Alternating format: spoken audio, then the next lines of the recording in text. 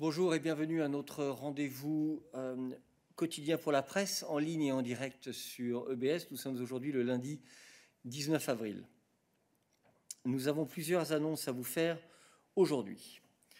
First, in the run-up to the Global Health Summit on 21 May, the European Commission and the Italian G20 presidency will host an online consultation for the scientific community and civil society organizations tomorrow.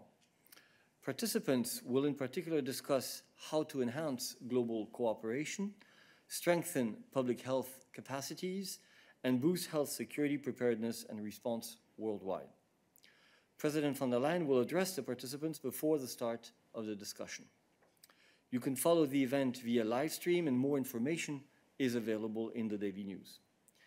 And now let me pass the floor to Ariana for an announcement on regional state aid. Good morning, dear all.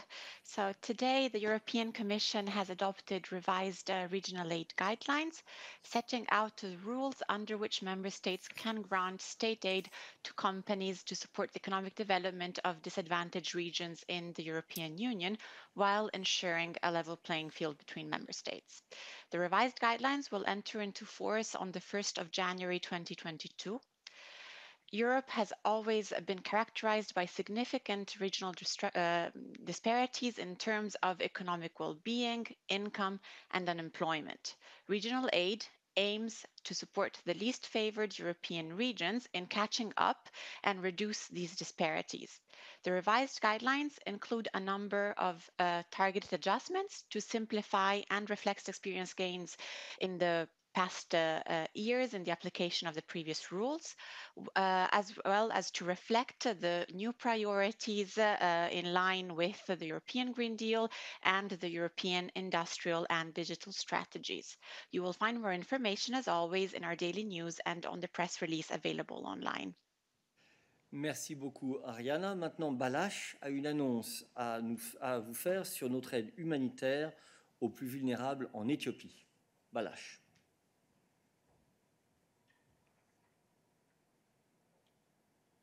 Bonjour. Alors, l'Union européenne annonce aujourd'hui un nouveau financement de 53,7 millions d'euros d'aide humanitaire en faveur des populations les plus vulnérables d'Éthiopie, y compris celles touchées par le conflit dans la région du Tigré. Ce financement sera destiné à répondre aux besoins des personnes touchées par les conflits, y compris les populations déplacées et les communautés qui les accueillent. Donc, une partie du financement sera également consacrée à assurer une capacité de réaction rapide face aux nouveaux conflits et aux chocs naturels, tels que la sécheresse, les inondations et les épidémies. Cette aide humanitaire vient s'ajouter à un financement supplémentaire de près de 19 millions d'euros en faveur de la crise du Tigré l'an dernier, ce qui a porté le financement total de l'Union européenne en faveur des partenaires humanitaires en Éthiopie à plus de 63 millions d'euros en 2020. Le commissaire chargé de la gestion de crise, Lianis Danacic, sera en Éthiopie, à Addis Abeba, demain et visitera, entre autres, les centres africains de contrôle et de prévention des maladies. Merci beaucoup. Merci, Balázs. Finalement, permettez-moi encore de vous rappeler que le haut représentant vice-président Josep Borrell préside aujourd'hui la réunion informelle des ministres des Affaires étrangères par visioconférence. Les ministres discuteront des questions d'actualité et passeront en revue un certain nombre d'événements récents et à venir, notamment les derniers développements intervenus en Géorgie, en Inde, au Myanmar et au Mozambique, ainsi que concernant les négociations sur le plan d'action global commun. Le Conseil procédera ensuite à un échange de vues sur l'Éthiopie et sur l'Ukraine, et les ministres tiendront également un échange informel avec le ministre ukrainien des Affaires étrangères. Le haut représentant participera à la conférence de presse qui est prévue plus tard dans l'après-midi. Et donc, comme d'habitude, nous vous invitons à adresser vos questions liées aux affaires étrangères à cette conférence de presse.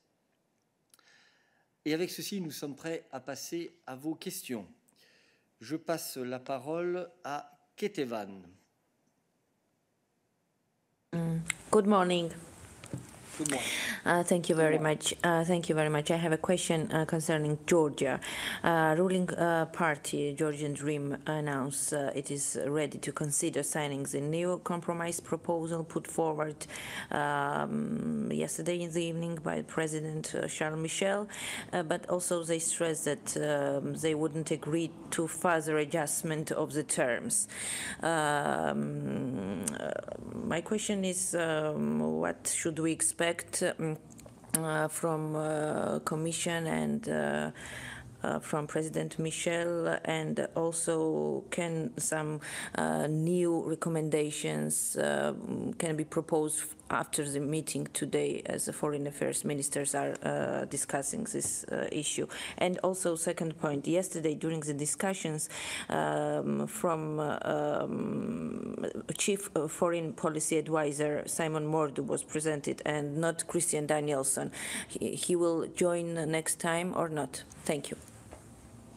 Thank you very much, Ketevan, but let me remind you that I just said at the end of my introduction that because there is a Foreign Affairs Council today with a press conference with the High Representative at the end, we would ask you to address your questions to this press conference. On the issue of Christian Danielsson, let me remind you that his mandate as Special Representative for Georgia ended end of March, and therefore he is no longer in charge of these issues. So please bear in mind that we are not in a position to answer foreign affairs questions today since they are being treated in the Foreign Affairs Council. So let us move to another chapter. Athanasios.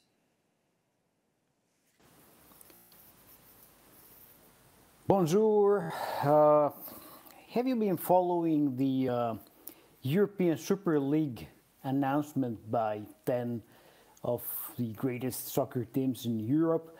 Do you see any, let's say, dominant market position issues with this announcement of this new club, whatever it is, for a new championship?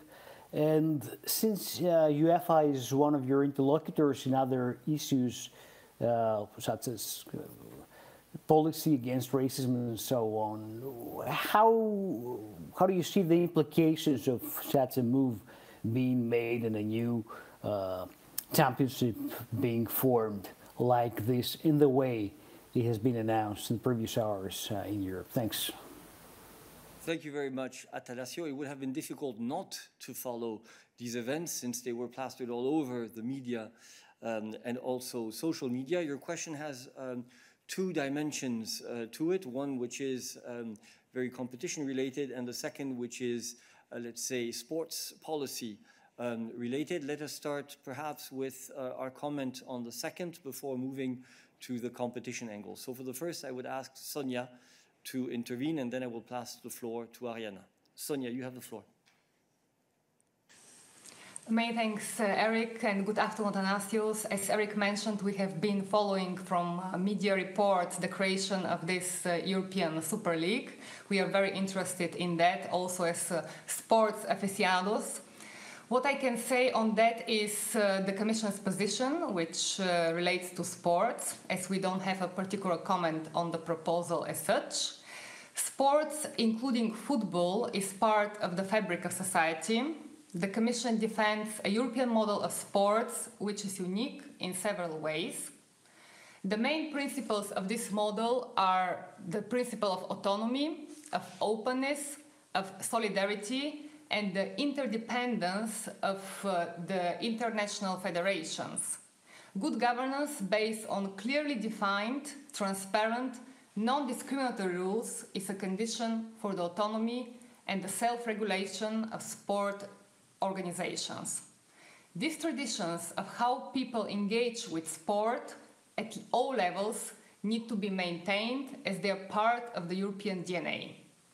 We invite all parties to take into account these principles when assessing the potential impact of such a proposal.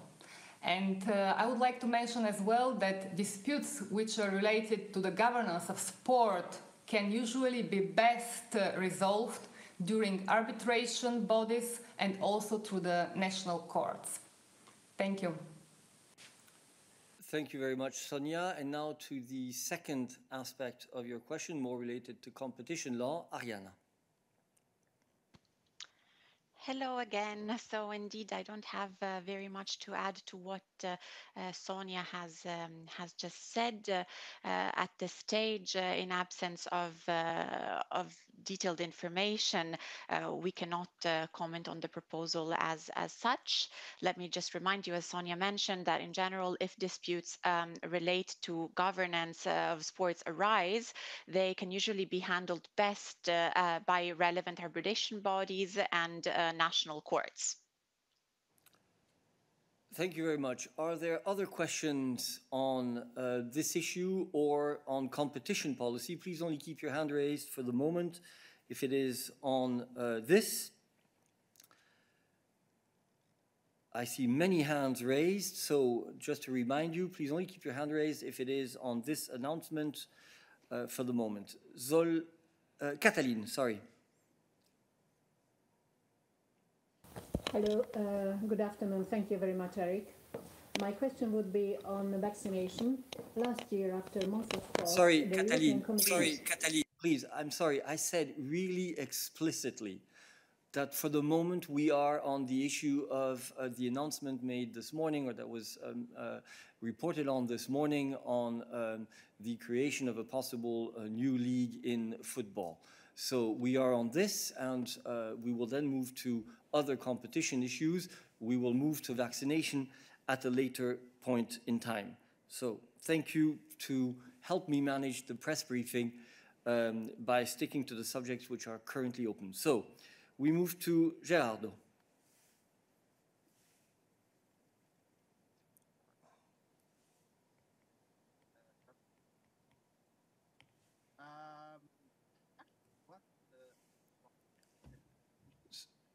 Sorry, we cannot hear you.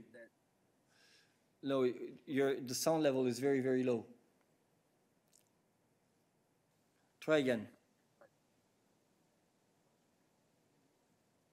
No, sorry, we cannot hear you. Apologies. So we continue. We move to Stefan.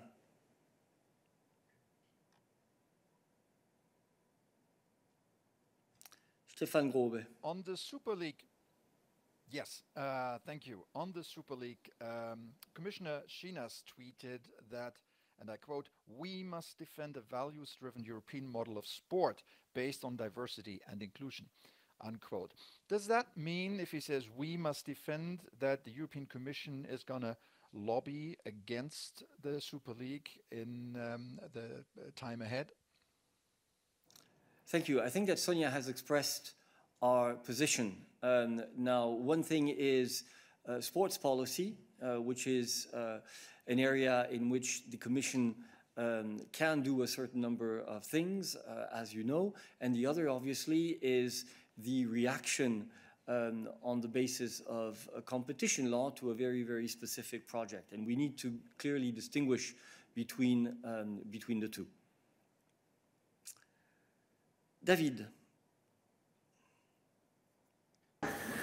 Oui, bonjour Eric, David Carretta, Radio Radical. Justement, à propos de concurrence, est-ce que c'est légal pour une fédération sportive internationale de menacer des sportifs de ne pas participer, pas pouvoir participer au championnat international parce qu'ils font partie d'une autre ligue?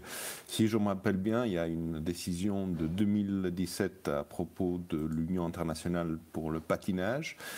Et vu qu'il y a une menace très concrète de la part de l'UEFA de ne pas permettre aux joueurs de participer au championnat et représenter leur équipe nationale, je me demande si ça c'est légal. Merci beaucoup. Je passe la parole à Arianna pour faire le lien entre le football et le patinage artistique.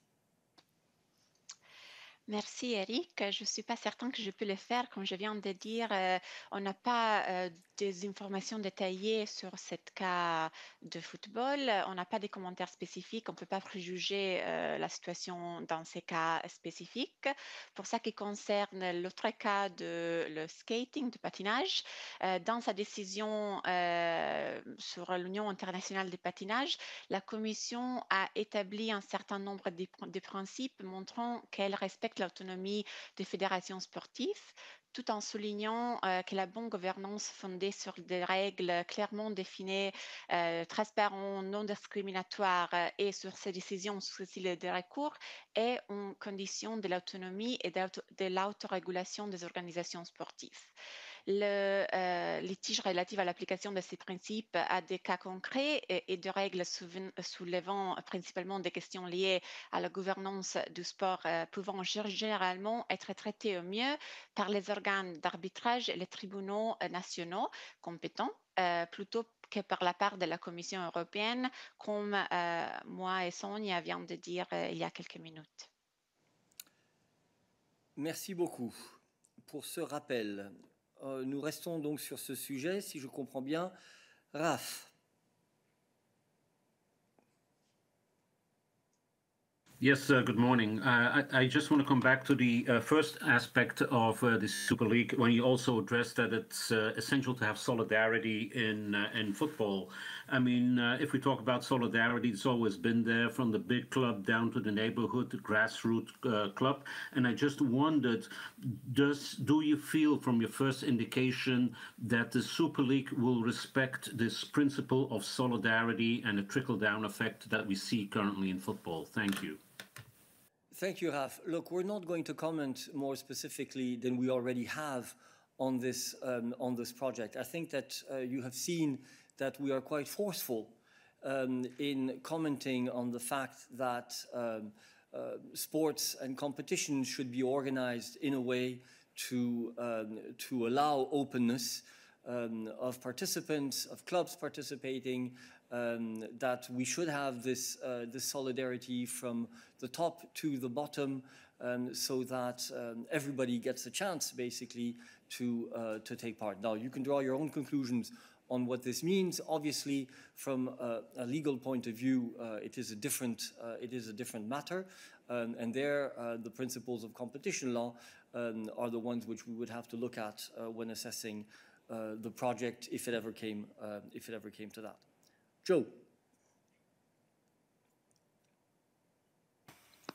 Thanks, Eric. On this idea of competition, so Boris Johnson's Culture and Sports Secretary this morning said that the UK government is looking at kind of, as you would probably call it, a toolbox of how they could potentially manage the emergence of this European Super League. So just wondering, has the European Commission kind of looked at what tools it has in its own kind of apparatus to potentially break up the European Super League, because as we know that it's going to have no relegation in it, and it's going to be mainly a select group of clubs, so basically a cartel rather than a European champion. So yeah, just wondering, have you actually really looked into the competition aspects of the creation of a European Super League? Thank you. Thank you very much, Joe. As I said, these are things that we have been following in the media. We have reacted to the developments as reported in the media. You know that there are very specific procedures when it comes to competition law, and those are the ones, obviously, that we would be following. So now I have Adife, if I understand well. And if I pronounce it correctly. Hello, Aoife White from Bloomberg. Aoife. A quick question for Ariana on the competition side. We have the skating case, which was about whether players could participate in rival events. Now, UEFA has made a statement that clubs concerned, citing FIFA, will be banned from playing any other competition at domestic, European or world level. Is this something that the Commission is concerned about and will be asking questions to the associations? Ariana. Hi, Aoife. I think, as I said, as Eric has been saying, we have seen this information in press reports. We do not have detailed information at this stage, so we really would not have, comments. We could not speculate on this any further. Thank you. Gerardo, we try one last time.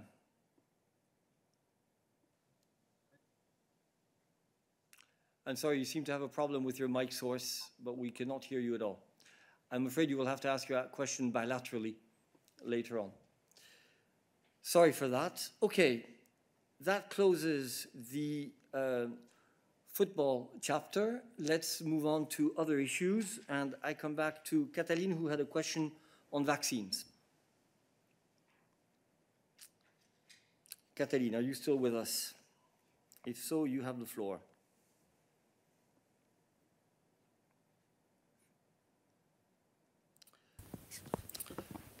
Hello? Yes, go ahead. Yes, go ahead. Last year, the European Commission, after a month of talk, negotiated the price of Pfizer vaccine at 12 euros. According to leaked information now, for the additional doses of Pfizer vaccine, the Commission would pay almost 20 euros. So why did the Commission go into price increase? Thank you, but as you know, Katalin, we never ever comment on prices negotiated in contracts. So there is no comment that we have to make on this. Let me remind you, however, that you should never compare different contracts, as they have completely different starting points, and therefore it is very, very delicate to look at just one element of the contract and compare that. Okay, we've opened the chapter on vaccines and vaccinations, so please only keep your hand raised if your question is on this. I see a certain number of hands raised, so we move to Tommaso.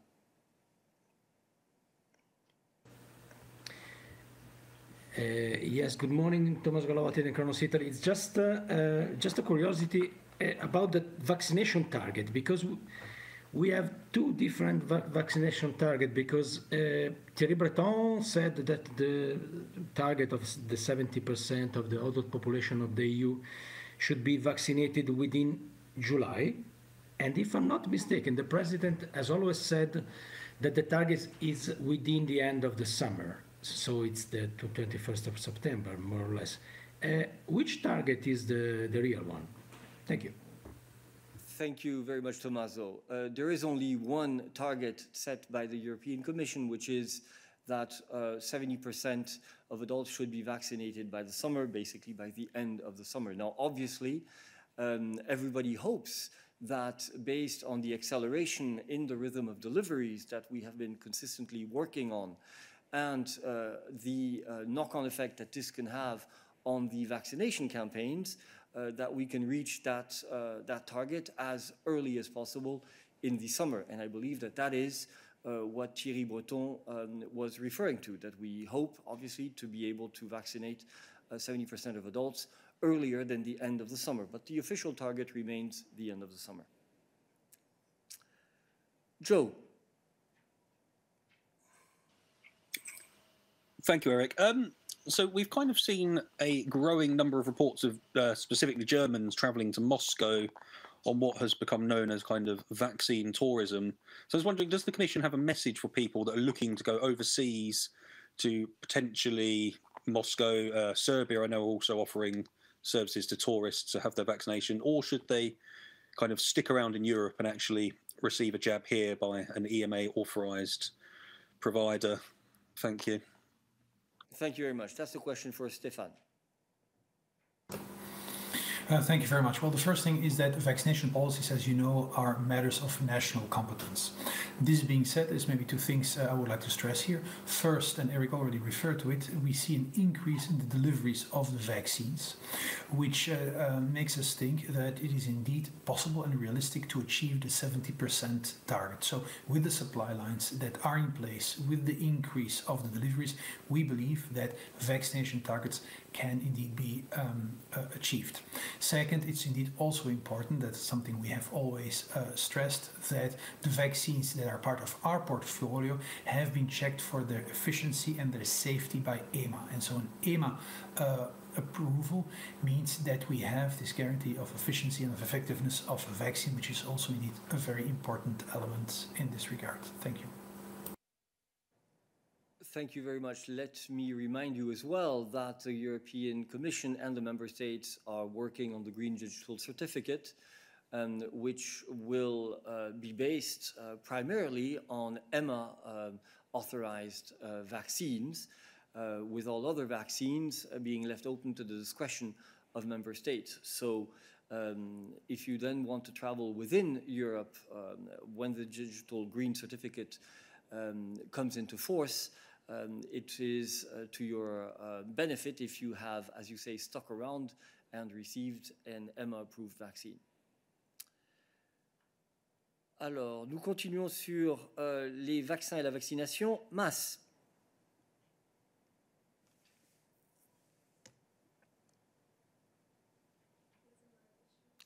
Mas, tu sembles avoir un problème avec ton microphone, ta source de microphone. Si tu peux essayer de la changer. Ça marche, on dirait. Allô? Oui, vas-y. Ça marche? Oui. Bonjour, bonjour Eric. Voilà, j'étais un petit peu out, mais voilà, je suis revenu, je suis là. C'est une question concernant les brevets. Apparemment, c'est pour Myriam. Voilà, la nouvelle directrice générale de l'OMC a organisé récemment une réunion à huis clos avec des représentants de l'industrie pharmaceutique. Alors l'objectif est manifestement de contourner l'obstacle que représente une dérogation concernant les règles sur les brevets. Alors si je rapporte cet événement, c'est parce qu'apparemment il y a un problème avec la question des brevets, alors qu'en face on ne s'arrête pas de parler de l'accès aux vaccins, COVAX, etc. Alors je voudrais savoir quelle est la position exacte de la Commission et comment la Commission réagit suite à la tribune qui a été lancée par l'ancien président français et d'autres prix Nobel concernant la levée des brevets sur les vaccins. Il semble qu'il y a un gros problème avec ces brevets qui sont entre les mains des fabricants et ça pose problème par rapport au mécanisme COVAX, par rapport à l'accès aux vaccins. Quelle est la position exacte de la Commission européenne? Voilà. Merci. Merci beaucoup, Mas. Je passe effectivement la parole à Myriam. Oui, merci. En effet, je voudrais d'abord réitérer que l'accès universel des vaccins, c'est une priorité pour la Commission européenne. Et on travaille sur cela, y compris à travers de la facilité COVAX. On est conscient qu'il y a des problèmes d'accès aux vaccins dans les pays en voie de développement.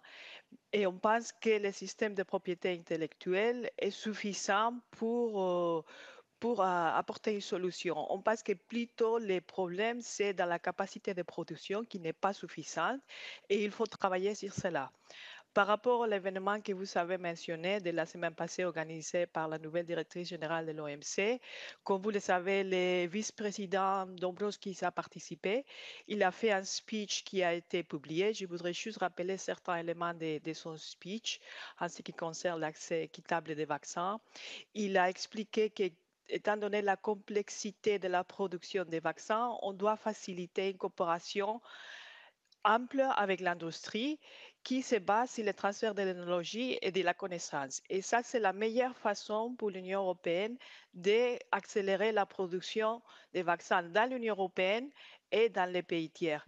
Et aussi pour adresser les variants du virus qui, comme on le sait, est en train aussi de changer.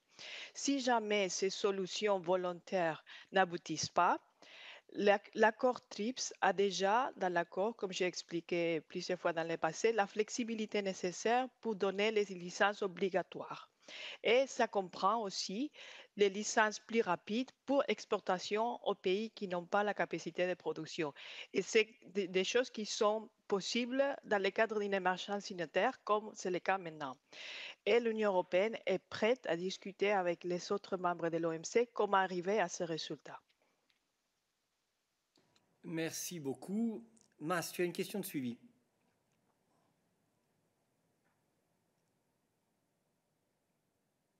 Le président Dombrovskis avait participé à cette réunion et je crois que j'ai bien fait de poser cette question et les éclairages de Myriam sont assez pertinents. Voilà. là, je sors du cadre des brevets. Je voudrais juste savoir si il est exact que les États-Unis sont devenus depuis un certain temps le premier donateur en ce qui concerne le COVAX, avec une contribution de 2 milliards de dollars. Parce que jusqu'ici, c'était plutôt l'Union européenne qui était tête de file par rapport à cette question. Voilà. Est-ce que vous pouvez confirmer ou pas? Ou est-ce que vous en... Écoute, je ne sais pas si nous sommes en mesure de confirmer cela. Je vais passer la parole à Anna, au cas où il a des informations précises sur ce sujet, mais sinon, je t'inviterai à te tourner vers COVAX pour obtenir la réponse à ta question. Anna? Merci beaucoup. Est-ce que vous m'entendez? Oui, vas-y.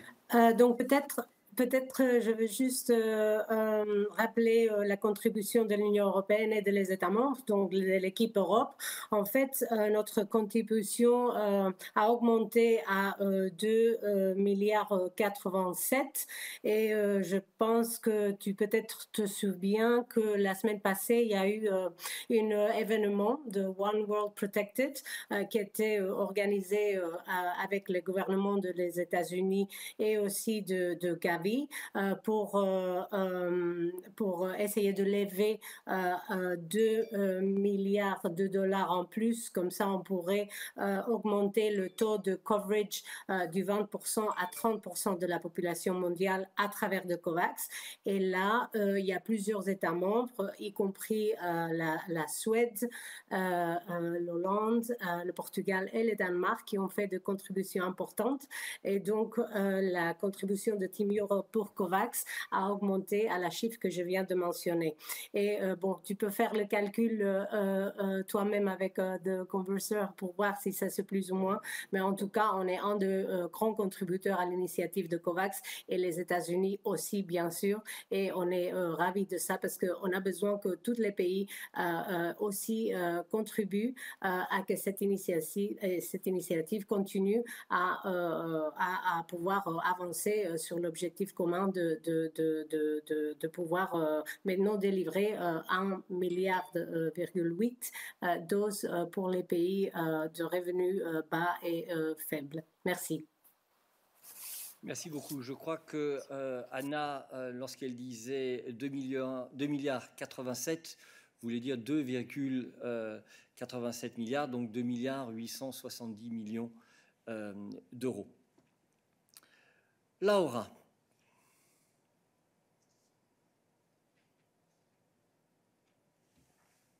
Laura, you have the floor.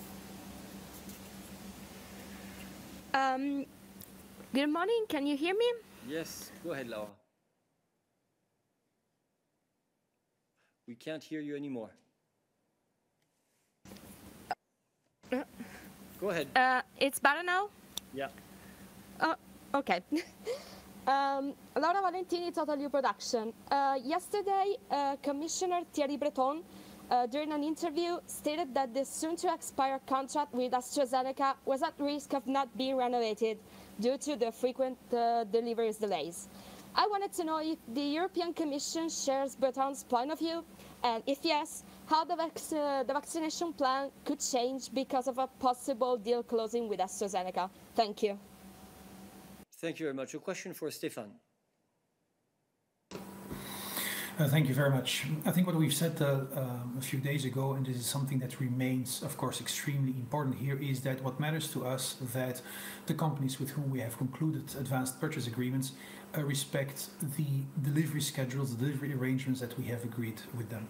And this is one of the issues that where, as you know, we have discussions with AstraZeneca who want to make sure that a sufficient number of deliveries take place within the necessary deadlines. And it's on this basis that we have, as you know, for instance, launched this dispute resolution settlement procedure, the base of which we try to reach an agreement with the company. And this is what our work is focused on, the delivery of basis, whatever that may mean contractually, of course, is not a point of discussion now. Thank you.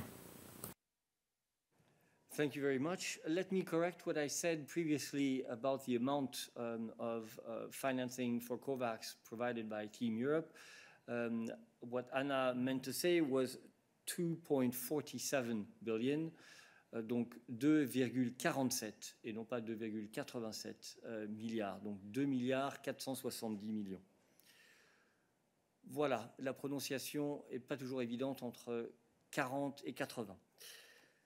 Alors, je ne vois pas d'autres questions. Je ne vois pas d'autres questions pour nous sur les vaccins et donc j'ouvre à d'autres sujets. Desislava.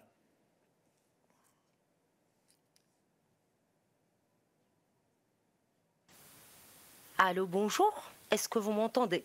Nous t'entendons, oui. Vas-y. Bonjour Eric, Desislava Raoul, la télévision bulgare BTV. Le sujet qui m'intéresse aujourd'hui, ce sont les plans nationaux de relance.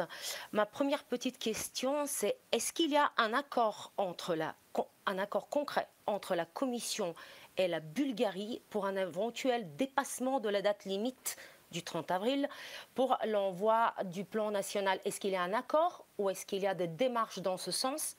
Ma deuxième petite question, c'est quels sont les motifs pour lesquels la Commission tolérera éventuellement des dépassements et quels sont les délais qui vous paraissent raisonnables? Et ma dernière question est, est-ce qu'il pourrait y avoir un lien entre un éventuel retard de l'envoi du plan national respectif pour que cela implique un retard de l'évaluation et ensuite un éventuel retard d'une première tranche, par exemple. Merci beaucoup. Merci. Une question pour Marta. Oui, merci beaucoup, Desislava, pour ces nombreuses questions, effectivement, sur les préparations des plans de reprise de résilience des États membres et spécifiquement la Bulgarie. Donc, je vais essayer d'adresser toutes vos questions en une réponse. Donc, la Commission est actuellement dans un dialogue intensif avec tous les États membres pour la préparation de leur plan de reprise et de résilience, y inclut bien sûr la Bulgarie. Alors, le règlement sur la facilité de reprise et de résilience précise que les plans devraient être présentés avant le 30 avril en règle générale. Nous devons garder à l'esprit que l'élaboration de ces plans est une tâche qui est objectivement difficile pour tous les États membres. Elle nécessite en effet la mise en place de réformes et d'investissements pour les 6 prochaines années. N'oublions pas non plus que cet exercice a lieu à un moment où les États membres continuent de lutter contre la pandémie. En conséquence, certains membres peuvent avoir besoin d'un peu plus de temps afin de finaliser les plans de reprise et de résilience, et notamment à faire en sorte que ces plans respectent les exigences juridiques convenues par les colégislateurs. Donc, en ce qui concerne la Commission, pour nous, la qualité est la priorité. Donc, ces plans de qualité garantiront en effet une évaluation formelle positive de la Commission et donc le versement du préfinancement prévu après validation du Conseil. Ces plans de bonne qualité faciliteront également la mise en œuvre de ces plans et les paiements dans les années à venir. Donc, effectivement, c'est la qualité qui prime à ce moment-là, et donc dans l'intérêt de tous que des plans de qualité viennent vers la Commission, bien sûr, le plus vite possible. En ce qui concerne les liens entre les délais de soumission des plans et les déboursements, j'aimerais souligner que le règlement sur la facilité de reprise et de résilience indique que la Commission a 2 mois à partir de la réception du plan final pour finaliser son évaluation, et ensuite le Conseil a 1 mois afin de donner son aval. Donc ça, bien sûr, c'est des délais qu'il faut tenir à l'esprit, mais ce n'est pas le seul élément important dans cette discussion. Comme vous le savez sûrement, les États membres doivent également ratifier les décisions sur les ressources propres afin que la Commission puisse aller sur les marchés et lever les fonds au titre du programme Next Generation EU. Donc effectivement, ces 2 éléments sont très importants et qui définiront les déboursements du préfinancement pour les plans de reprise et de résilience. Et bien sûr, nous encourageons évidemment tous les États membres à ratifier la décision ressources propres au plus vite possible. Merci beaucoup. Merci à toi, Marta. Donc, nous restons sur le sujet plan de relance pour le moment. Merci de ne garder votre main levée que si cela porte sur ce sujet. Tommaso, you have a question on recovery plans. Yes, thank you for the floor. It's for Marta, because the Italian government said that they are confident that they are going to respect the date of the 30th of April. During the ECOFIN and Eurogroup press conferences, the Commissioner Gentiloni and Vice President Dombrovskis said something slightly different, and I wonder if the Commission is confident that Italy will respect the date of 30th of April. Thank you. Let me remark that the gist of Marta's answer to the previous question was very clear, and it is that the question of quality of the plan definitely supersedes the issue of timing, in particular since if a plan comes in somewhat later and is of better quality, it will be easier and therefore quicker for the plan to be approved. So let's not overstate the importance of this deadline. But let me pass the floor back to Marta in case she has specific comments to make on the Italian National Recovery Plan.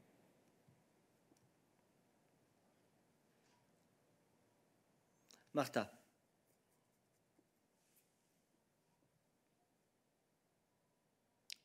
We seem to have lost Marta, which is a very rare event. So I think you will have to make do with my comment for the moment. If necessary, contact Marta bilaterally after the meeting. David, same thing for you. If there's a question on national recovery plans. Marta, go back. Go ahead.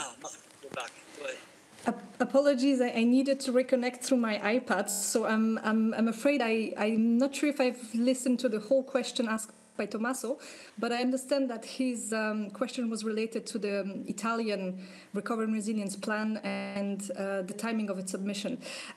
Tommaso, I think I won't be able to give you much information. It's obviously up to the Italian authorities to determine when they will be ready to submit their National Recovery and Resilience Plan, and therefore, I think your question will be better addressed to the Italian authorities. Thank you.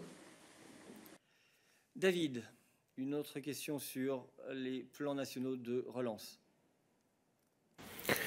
Oui, merci. Je voulais savoir combien de pays ont présenté la version définitive du plan, parce que si j'ai pas mal compris, c'était traduit, donc peut-être que j'ai mal compris, le commissaire Hahn avait dit que l'Autriche avait présenté la version définitive et qui était généralement bien accueillie. Mais je voulais avoir confirmation et s'il y a d'autres pays qui ont déjà présenté la version définitive du plan. Merci. Marta.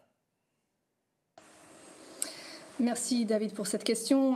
Donc pour l'instant, nous n'avons pas encore reçu de plan définitif d'aucun pays membre. Je pense que ce que le commissaire Hahn faisait référence est effectivement un plan, une ébauche de plan, donc un draft Recovery and Resilience Plans de la part de l'Autriche qui nous est effectivement parvenu la semaine dernière, ce qui nous mène à un total de 26 États membres qui nous ont présenté des plans en forme de draft. Mais pour l'instant, pas de plan définitif. Merci. Merci beaucoup.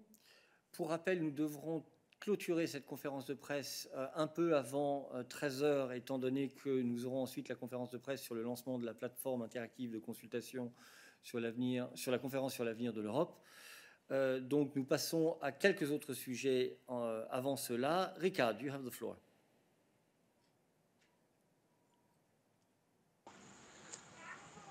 Hello, Eric. Do you hear me? Yes, go ahead.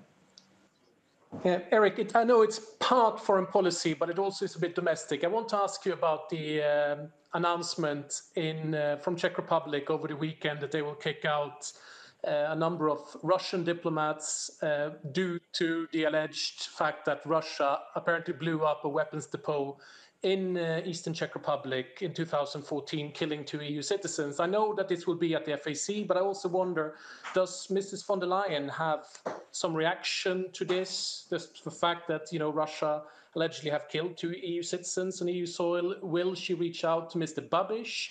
And will she also seek clarification from Moscow on this? Thank you very much. There is obviously full solidarity on the part of the President of the European Commission with the position taken by Czechia. And as you know, she is in constant contact with prime ministers on a whole series of issues. Now, let's not forget that the announcements which were made don't relate to events which date back to yesterday. They are events that took place in the past. And the announcements relate to the conclusions that the authorities, the national authorities, drew as to responsibilities related to these events. For the rest, I would ask you to address questions related to this issue to the FAC, since it will be discussing EU-Russia relationships. So let's move on. David. Thank you, Eric. David Price, Your Democracy. I noticed the President had made a short tweet about the 70th anniversary of the signing of the Treaty of Paris. I think this is a little bit frugal, given that it's the greatest peace project in all European history, and the founding act for what is European Community in today's European Union. I'm wondering, was there any other communication given to the European Commission staff, and was there any other communication given to the general public about the importance of this event? Thank you, David. Our representations in the member states and also the central social media account from the Commission tweeted or issued different types of communication on this event, on the anniversary rather of this event. Now, as to members of staff, I haven't checked what we have done on our internal websites, but as you know, staff who work for the European Union are usually interested in the history of building of the European communities and the European Union. And therefore, I believe that the communication as it was set up was entirely appropriate. Other institutions also communicated on this. Let me remind you as well that we are communicating on many, many different issues at this point in time in view of the extremely heavy agenda, both domestic and international, that we face. So I will take one last question today, and it goes to Salam.